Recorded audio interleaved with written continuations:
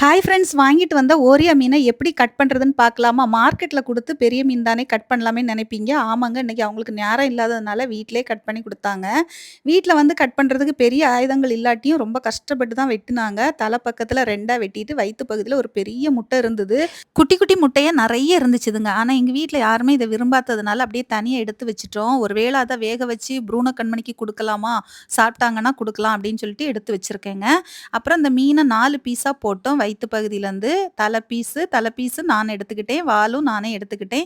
துண்டு பீஸ் எங்க அண்ணிக்கு 1, எங்க அம்மா வீட்டுக்கு 1, அப்புறம் பக்கத்துல எங்க வீட்டுக்காரோட ஃப்ரெண்டுக்கு 1 பீஸ் அப்படி நாங்க எல்லாரும் ஷேர் பண்ணி எடுத்துக்கிட்டோம். சூப்பரா தலைய வெட்டி குடுத்துட்டாங்க. தலையில இருக்கிற முள்ளுந்தலை இவ்ளோ இருக்குது பாருங்க. எவ்வளோ இருக்குன்னு பாருங்க. ஒரு சட்டி நெறைய இருக்குது. இத வந்து அவங்க வெட்டி மட்டும் குடுத்துட்டாங்க. என்ன வந்து கொஞ்சம் பார்த்து செக் பண்ணி கிளீன் பண்ணிக்கோன்னு சொல்லிட்டாங்க. இந்த தலைய போட்டு குழம்பு வைக்கிறது எங்க வீட்டுக்காரருக்கு ரொம்ப ஃபேவரைட்ன்னு சொல்லலாம். உங்கள்ல யாருக்கெல்லாம் இது பிடிக்கும்னு சொல்லுங்க. வால் பக்கத்த அப்படியே ஃப்ரிட்ஜ்ல வச்சுட்டு இன்னொரு நாள் செஞ்சுக்கலான்னு எடுத்து வைக்க போறேன். அவ்வளோதாங்க. டாட்டா.